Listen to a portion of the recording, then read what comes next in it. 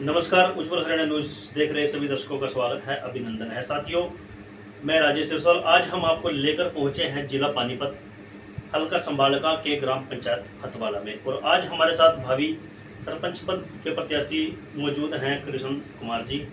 इनसे जानकारी लेंगे कि इनका जो राजनीतिक उद्देश्य है वो क्या है, क्या सोच सौगात लेकर ये जनता के बीच में आए हैं और क्या क्या इनके एजेंडे रहेंगे।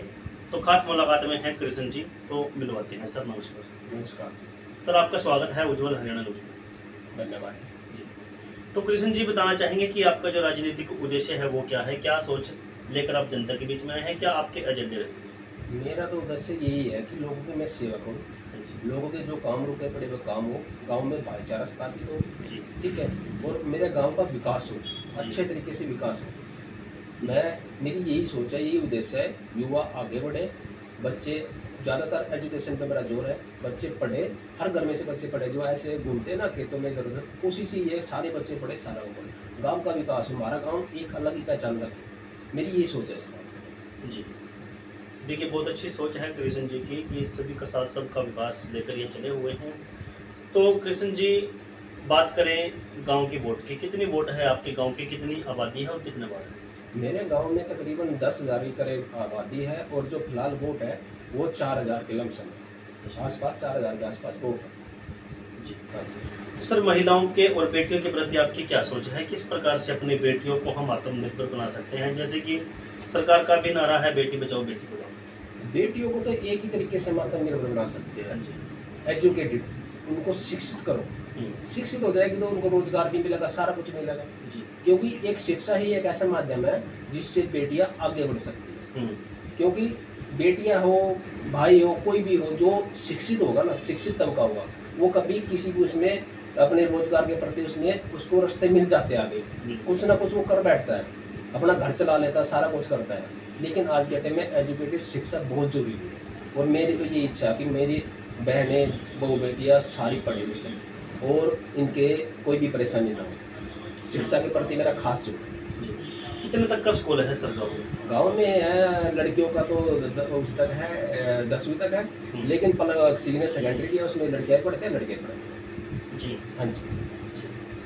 बहुत अच्छी सोच है। तो सर, किस प्रकार से अपने गांव को आप एक उन्नति की राह पर लेकर चलने वाले हैं और क्या क्या कार्य रहेंगे आपके विकास के कार्य? मेरे जो उन्नति के रास्ते पे मैं लेके जाऊंगा, सरकार के जो भी कार्य होंगे पारदर्शिता के तरीके से होंगे, ठीक है, जिसका जो भी हक होगा उसको वो हक मिलेगा। और गांव को एक रौनक कहते हैं ना, गांव में ये लगे भाई हथवाला गांव भी कोई गांव है, उसकी एक अलग पहचान बनानी है मेरे को, अलग पहचान बनानी। गाँव सबसे पहले भाईचारा भी विकसित करना, आपस में लोगों का प्रेम प्यार बढ़े, ये चीज़ें मेरी गांव के प्रति है, मेरी सोच है। तो सर, बात करें आज के युवाओं की, जैसे आज का युवा जो है वो नशे की तरफ ज़्यादा आकर्षित है, तो युवाओं को किस प्रकार से नशे से मुक्त कराया जा सकता है, क्या प्राथमिकता रहेगी आपकी? सबसे पहले तो उनको समझाएं, उनको अच्छी अच्छी बातें बताएं। और दूसरे ये है कि उनको गांव में जैसे शराब के ठेके हैं ये हैं, इनको बाहर करें, नशे से दूर करें, घर परिवार को समझाएं, थोड़ा सा नियंत्रण रखें, कंट्रोल रखें। इस तरीके से हो सकता है उनका भी, वो नशे से दूर जा सकते हैं। या उनको खेलों की तरफ करें? हाँ जी, या उनको खेलों की तरफ करें, किसी काम धंधे की तरफ करें। उनका ध्यान इस तरफ से हटाना है, दारू की तरफ से हटाना, समझा के, पढ़ा लिखा के, खेल की तरफ करके किसी भी तरीके से उनको हमें नशे से दूर करना है। तो सर, जैसे आपके गांव में राउंड लगाया है तो बहुत सी समस्याएं सामने आई हैं, जैसे पानी की निकासी का ना होना और गांव में जैसे गंदगी का माहौल है, तो इस प्रकार की समस्याएं क्यों बनी हुई है सर, और आपके कार्यकाल में इन समस्याओं का निवारण कैसे होगा? जो गांव में समस्या बनी हुई है, ये पानी की निकासी की है। मेरा सबसे पहला उद्देश्य है हमारे पंचायती जितनी ज़मीन है उसमें एक जोड़ खुदवाना और सारे गांव का पानी इकट्ठा करके निकासी वहाँ पे डालनी है। कितने तालाब हैं सर? हमारे इसमें फिलहाल 3 तालाब है, 3 तालाब, ठीक है जी। और मेरे ये तो उद्देश्य है कि सारे गाँव का पानी जो है एक ही जगह डालना है, किसी को कोई परेशानी नहीं रहने देनी है, पानी गली में नहीं खड़ा होने देना, नाली में नहीं खड़ा होने देना, साफ सफाई पूरी रखनी है जी। हाँ जी। तो सर, बात करें गांव के सौंदर्यकरण की, जैसे आप अपने गांव को किस प्रकार से एक अच्छा सौंदर्य दे सकते हैं, मिनी चंडीगढ़ की तरह किस प्रकार से अपने गांव को आप आईने की तरह चमका सकते हैं, जिससे कि आपका गांव हल्का संभालका जिला पानीपत और हरियाणा में नंबर 1 पर है? जैसे गांव में है, गलियां हो अच्छी साफ सुथरी हो, नालियां हो पक्की हो, गांव के चारों तरफ जहाँ जगह है फूल पौधे लगा दे, पेड़ लगा दे वहाँ पे, ठीक है। और जैसे सेंटर से जो भी या हरियाणा गवर्नमेंट से जो भी स्कीम मिलते हैं पैसे, ऐसे कोई बात नहीं है। उन पैसों को अच्छे तरीके से नेक रास्ते पे लगाना है, ये नहीं उनमें कोई भ्रष्टाचार वो नहीं करना है। आपके ग्राम का जो इनकम सोर्स है वो कितना है, कितनी पंचायती भूमि मेरे गांव में पंचायती भूमि 70 किले हैं जो चल रही है? जो चालू जमीन है, और वो ही एक जरिया है, और कोई इनकम नहीं है ऐसी गाँव में जी। 70 किले के अलावा कोई वो नहीं है। और तो मत्स्य जो पालन वगैरह कुछ? नहीं, कोई कुछ ऐसा कुछ नहीं है। जो भी है गवर्नमेंट की तरफ से आता है, ग्रांट जो भी आती है वो ही आती है, या 70 किले की जो भी आती है वो पैसे आते हैं। जी हाँ जी। तो सर बात करें जैसे कोरोना महामारी के चलते आज शिक्षा का स्तर बहुत ही डाउन चला गया है, तो किस प्रकार से शिक्षा के स्तर को ऊपर के स्तर तक लेकर जाया जा सकता है? जैसे आज का टाइम कोरोना का है, महामारी चल रही है, सबको बचना चाहिए इसमें।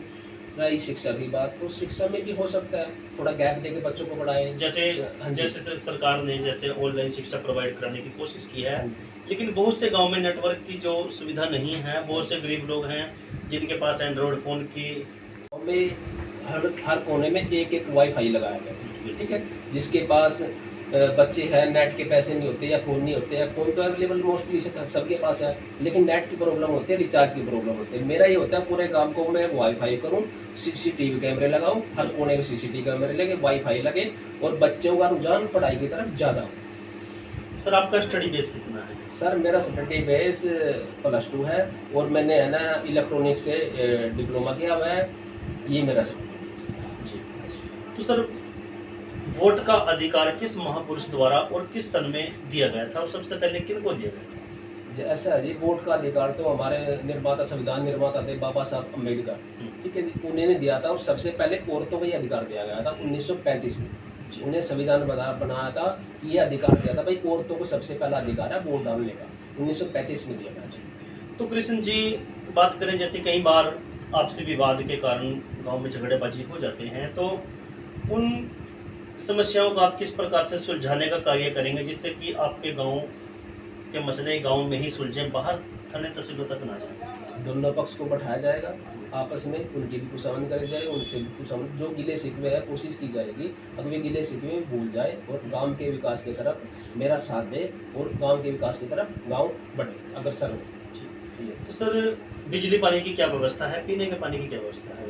पीने के पानी की व्यवस्था तो हमारे गांव में 4 टंकी है, ठीक है सर। और बिजली मोस्टली ठीक आती है हमारे गांव में, ऐसा कुछ नहीं है। गांव एक ठीक है, शिक्षित है, थोड़ा सा अच्छा गांव है, अच्छा गांव है, शिक्षित है, और 4 टंकी है। पानी की तो ऐसी कोई समस्या नहीं हमारे यहाँ जी।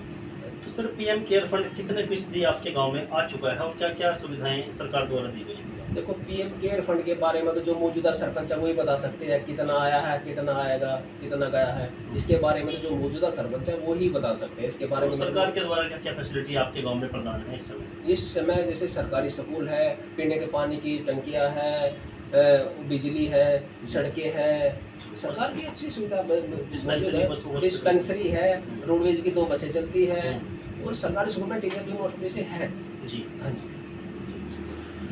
तो सर आज हमारे चैनल के मदद से अपने गांव की जनता से आप क्या अपील करना चाहेंगे, जैसे कि नवरात्रे चले हुए हैं, और किस प्रकार की अपील आप ग्रामवासियों से करना चाहेंगे, क्या संदेश देना चाहोगे?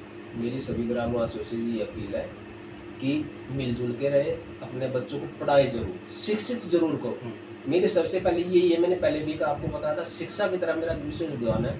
आप अपने बच्चों को पढ़ाओ, 1 रोटी कम खाओ, 2 रोटी कम खाओ, लेकिन बच्चों को पढ़ाओ जरूर। मेरे सभी से हाथ जोड़ के ये विनती है, अपने बच्चों को जरूर पढ़ाओ। देखिए कृष्ण कुमार जी की बाबा साहब को लेकर बहुत अच्छी सोच है, बहुत अच्छी विचारधारा है कि किस प्रकार से अपने बच्चों को हम एजुकेटेड कर सकते हैं। तो साथियों बहुत अच्छे विचार लगे कृष्ण जी के। तो सर हमारी आशा रहेगी कि आपके संदेश को हम जन जन तक पहुँचाएँ। तो बने रहें उज्जवल हरियाणा न्यूज़ के साथ। बहुत बहुत धन्यवाद जी। फिर मुलाकात होगी एक नए चेहरे के साथ। जय हिंद, जय भारत।